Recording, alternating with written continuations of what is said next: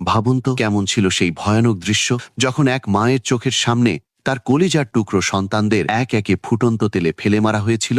এই নির্মম ঘটনার সূত্রপাত হয় ফেরাউনের রাজপ্রাসাদে। মাসিতা নামে একজন ইমানদার নারী সেখানে দাসী হিসেবে কাজ করতেন এবং ফেরাউনের কন্যার চুল আঁচড়ে দিতেন।